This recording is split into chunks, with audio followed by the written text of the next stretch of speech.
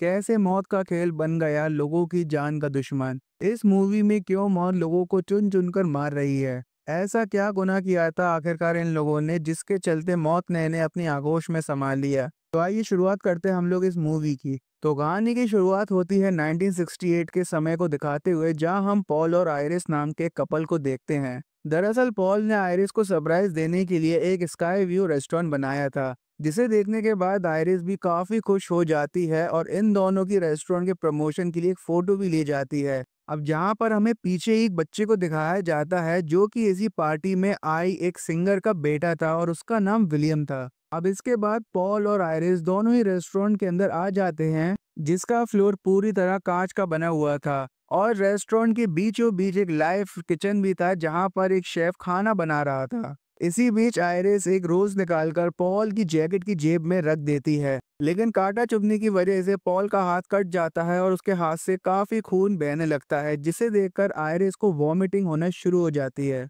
उसकी हालत देखकर वही सिंगर चुपके से उससे पूछती है, क्या तुम प्रेग्नेंट हो? ये सुनकर आयरिस पहले तो हैरान हो जाती है, लेकिन फिर उसे अपनी प्रेगनेंसी का एहसास होता है। ये जानने के बाद उसके चेहरे पर एक अलग ही खुशी होती है और वो पॉल को बताने का भी डिसाइड करती है। अब इसके बाद पॉल आयरिस को लेकर टेरेस पर जाकर प्रपोज कर देता है और आयरिस भी हंसते हुए हाँ में जवाब दे देती है। और इसी के साथ वो पॉल को अपनी प्रेगनेंसी के बारे में बता देती है, जिसे सुनकर पॉल की खुशी का ठिकाना नहीं रहता।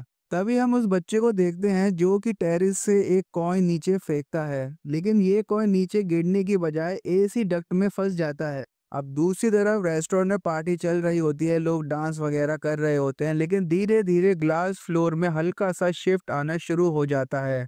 इसी दौरान कॉइन एसी की पाइप में घूमता हुआ आगे बढ़ता है कि तभी अचानक से टेक्निकल प्रॉब्लम आने की वजह से फ्लोर टूट जाता है और फ्लोर टूटने की वजह से काफी सारे लोग नीचे गिर जाते हैं। पॉल खुद को बचाने के लिए एक टूटी हुई शीशे की पट्टी को पकड़ लेता है, लेकिन उसका हाथ और पैर बुरी तरीके से कट जाते हैं, जिसके चलते आखिरकार पॉल भी नीचे गिर जाता है और उसकी वहीं पर मौत हो जाती है, लेकिन आयरिस किसी तरह से बच जाती है। अब इसके बाद जो ये कॉइन था वो एक गैस की पाइपलाइन में जाकर फंस जाता है, जिससे रेस्टोरेंट में आग लग जाती है और इसी आग में जलकर सिंगर की भी मौत हो जाती है। आग को फैलता देख आयरिस अपने आप को पियानो के नीचे छुपा लेती है और मौका देकर लिफ्ट तक पहुंच जाती है, लेकिन लिफ्ट पहले से ही ओवरलोड थी। इससे पहले कि लिफ्ट नीचे जा पाती, एक आदमी नीचे फिसलकर गिर जाता है और बैलेंस बिगड़ने की वजह से लिफ्ट यहीं पर क्रैश हो जाती है और उसके अंदर जितने भी लोग थे उन सब की भी मौत हो जाती है।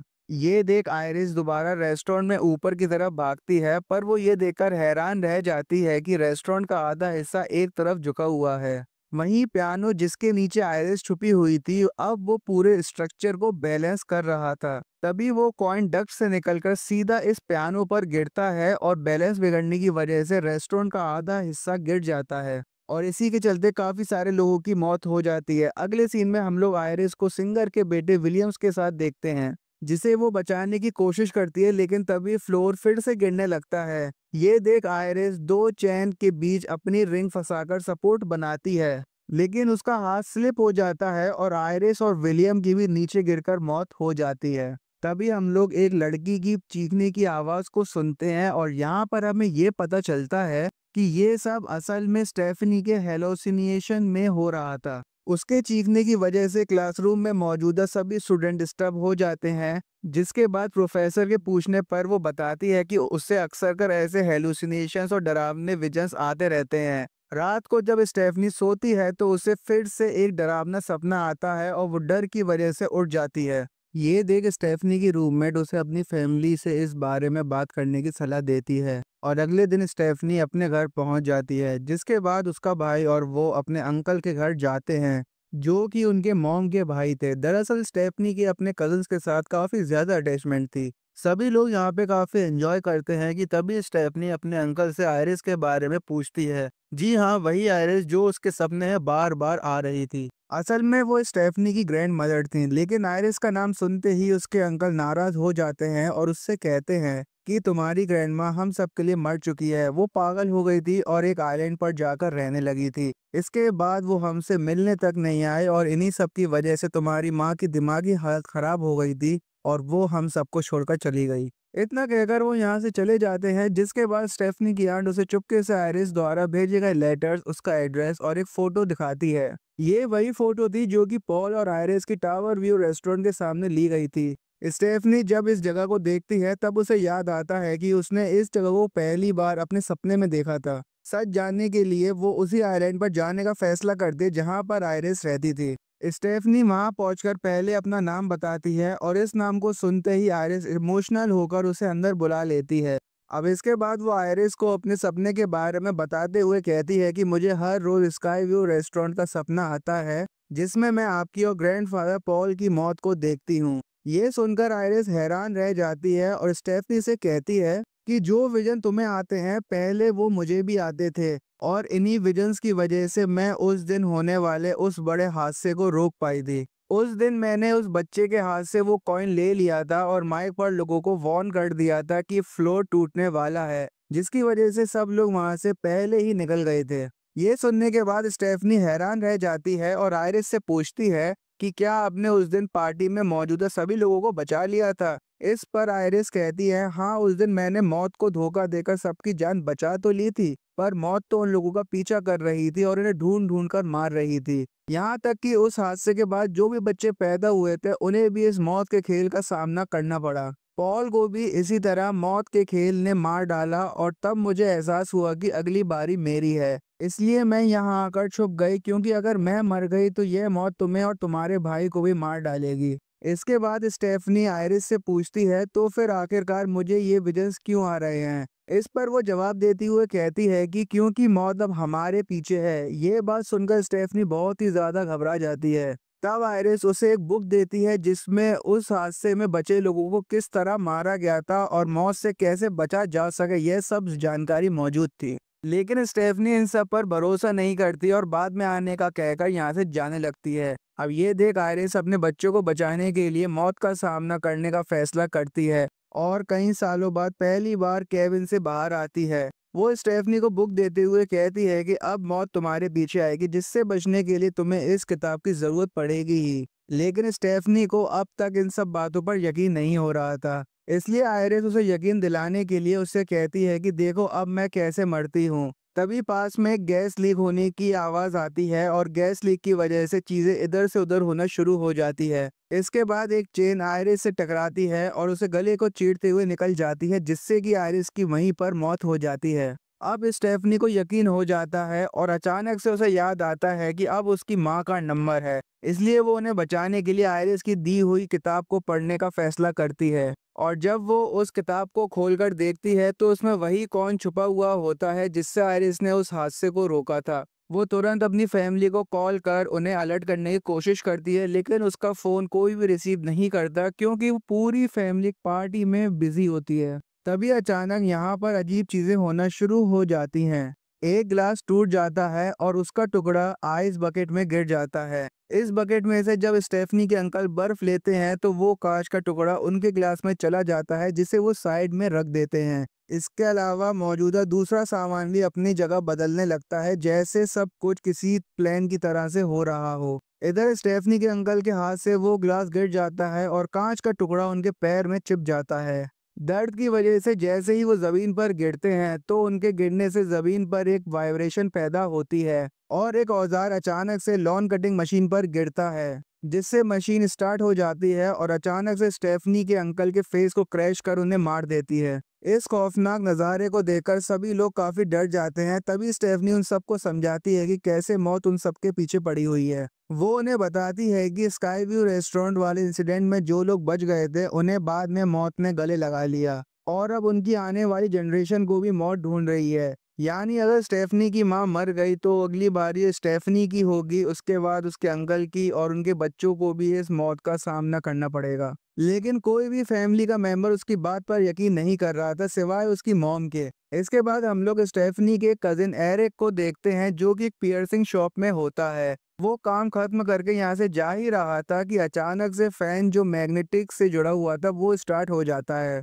और वो चैन उसकी नोज रिंग में आकर फंस जाती है। यहीं पास में केरोसिन भी गिरा हुआ था जहाँ पर अचानक से आग लग जाती है। हालांकि एरिक खुद को चैन से तो छुड़ा लेता है लेकिन नीचे आग में गिर जाता है। ये बात जैसे स्टेफनी को पता चलती है वो अपने भाई को लेकर उसकी शॉप के लिए निकल जाती है, लेकिन एरिक इन लोगों को रास्ते में ही मिल जाता है। हैरानी की बात तो ये थी कि इतने बड़े इंसिडेंट के बाद एरिक के सिर्फ हाथों में ही चोट आई थी। अब स्टेफनी यहाँ पर उससे बात कर ही रही होती है, तभी एक तेज रफ्तार ट्रक आकर उसे धक्का मार देता है, लेकिन एरिक को फिर भी कुछ भी नुकसान नहीं होता। ये देख स्टेफनी को काफी अजीब लगता है। तब एरिक मुस्कुराते हुए कहता है, मैंने तो पहले ही कहा था मुझे कुछ नहीं होगा, लेकिन स्टेफनी को अब भी डर लग रहा था। इसलिए वो चारों तरफ देखने लगती है कि कौन सी चीज एरिक को नुकसान पहुंचा सकती है। इतने में यहाँ से एक कचरे की गाड़ी गुजरती है, जिसे देख स्टेफनी एरिक से इससे दूर रहने के लिए कहती है, लेकिन वो तो उस ट्रक से जाकर लिपट जाता है और उसे कुछ भी नहीं होता। तभी एरिक की सिस्टर वॉक के लिए जाने लगती है कि अचानक से उसका पैर एक बॉल से टकराता है और वो गार्बेज बास्केट के अंदर गिर जाती है। इसके बाद ट्रक ड्राइवर जल्दी से इस गार्बेज को अपने ट्रक में डालकर यहाँ से ले जाने लगते हैं। ये देखकर स्टेफनी उसे बचाने के लिए बिना कुछ सोचे समझे ट्रक के ऊपर चढ़ जाती है, लेकिन जब तक वो वहां पहुंचती है तब तक ट्रक का क्रशिंग सिस्टम ऑन हो चुका था। स्टेफनी की आंखों के सामने उसके कजिन का शरीर टुकड़े टुकड़े हो चुका था, केवल उसका हाथ ही सिर्फ स्टेफनी के हाथों में रह गया था। उसकी मौत की वजह से फैमिली के सारे मेंबर्स काफी डिस्टर्ब थे। स्टेफनी को लग रहा था कि एरिक की सिस्टर की जगह उसके बड़े भाई यानी एरिक को ही मरना चाहिए था। तभी स्टेफनी की आंट एक बड़े सच का खुलासा करती है कि असल में एरिक स्टेफनी के अंकल का रियल बेटा नहीं है। इसी वजह से मौत उसका कुछ भी नहीं कर पा रही, बल्कि उसकी बहन की मौत हो गई है जो कि उनकी बायोलॉजिकल बेटी थी। अब ये सब देखने के बाद सभी फैमिली मेंबर्स को उसकी बात पर यकीन होने लगता है।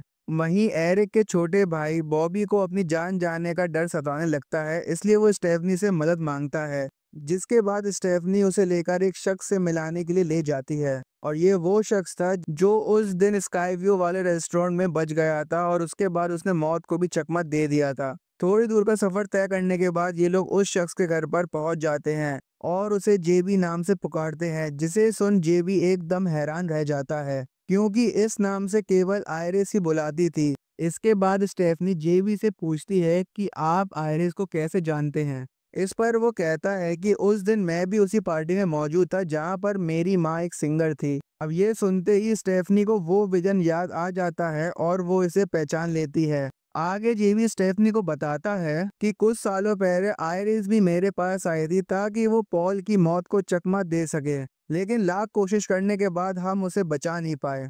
ये सुनकर स्टेफनी उससे पूछती है कि क्या कोई ऐसा है जो अब तक बच पाया हो। तब वो जवाब देते हुए कहता है कि हाँ, दो लोग हैं। अब स्टेफनी जेबी से मदद मांगती है, लेकिन वो साफ इनकार कर देता है, क्योंकि वो एक बार तो मौत को धोखा दे चुका है और अब दोबारा नहीं दे सकता। तभी स्टेफनी के कजिन को एक आइडिया आता है और वो बॉबी को पीनट खोलकर उसे मौत के करीब पहुंचाने की कोशिश करता है, क्योंकि उसे पीनट से एलर्जी थी और जैसे ही मौत उसे लेने के लिए आएगी तब वो तुरंत उसे एंटी एलर्जी मेडिकल सर्विस देकर जिंदा कर लेंगे। इस तरह से ये लोग मौत को धोखा दे सकते हैं। लेकिन जैसे ही वो वेंडिंग मशीन के पास जाता है तो वो काम करना बंद कर देती है। इसके बाद एरिक बॉबी को एक कमरे में छोड़कर एंटी एलर्जी इंजेक्शन लेने के लिए बाहर निकल जाता है। अब जाते वक्त वो दीवार पर हाथ मारता है और गलती से कुछ बटन दब जाते हैं, जिससे कि पास में मौजूदा एमआरआई मशीन चालू हो जाती है। अब इसके बाद जब एरिक वापस लौटकर आता है तो वो बॉबी को पीनट चॉकलेट खिला देता है, लेकिन उसी वक्त एमआरआई मशीन का जोरदार मैग्नेटिक फील्ड एक्टिवेट हो जाता है और एरिक, जिसके पूरे शरीर पर पियर्सिंग थी, वो उसकी तरफ अट्रैक्ट होने लगता है। दूसरी तरफ बॉबी, जिसने चॉकलेट खाई थी, वो किसी तरह से अपने आप को इंजेक्शन देकर अपनी जान बचा लेता है, लेकिन तभी वेंडिंग मशीन से निकली एक स्प्रिंग उसके सीने में लग जाती है और बॉबी की वहीं पर मौत हो जाती है। स्टेफनी को अब अपनी माँ की जान बचाने का डर सताने लगा है, इसलिए वो उन्हें अपनी ग्रैंड माँ के घर ले जाने का कहती है। इसी दौरान वो अपनी बुक उठाती है, लेकिन उसमें से कॉइन गिर जाता है जो बाद में एक बूढ़ी सी औरत को मिलता है। जैसे ही स्टेफनी अपनी माँ और छोटे भाई को इस घर के अंदर भेजती है, अचानक गैस लीक की वजह से यहाँ पर आग लग जाती है और जोरदार ब्लास्ट के चलते स्टेफनी की कार पानी में जा गिरती है। इसी बीच एक टावर स्टेफनी के ऊपर गिरने ही वाला होता है कि तभी उसकी माँ बाहर आकर उसे बचा लेती है और टावर की गिरने की वजह से उसकी माँ की मौत हो जाती है।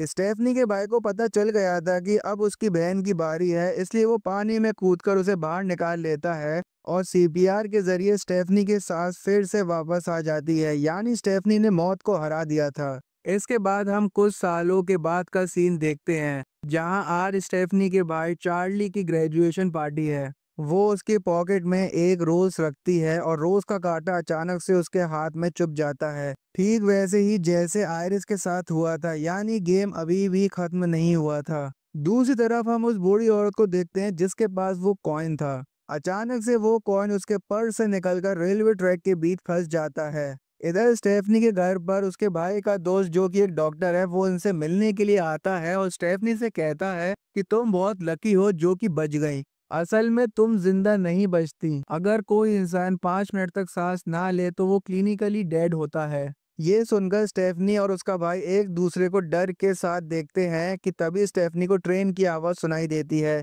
जो कि इन्हीं की तरफ आ रही थी। ये देख दोनों भाई बहन जल्दी से भागते हैं, लेकिन तब तक बहुत देर हो चुकी थी। ट्रेन के पीछे से लकड़ी के कुछ टुकड़े उड़ते हुए आते हैं और इनकी बॉडी में स्टैब हो जाते हैं और दोनों की यहीं पर मौत हो जाती है, जिसके साथ फाइनल डेस्टिनेशन मूवी एंड हो जाती है। तो दोस्तों, ये मूवी कैसी लगी हमें कमेंट बॉक्स में ज़रूर बताइएगा और वीडियो पसंद आई हो तो हमारी वीडियो को लाइक करके चैनल को ज़रूर सब्सक्राइब कर लिएगा।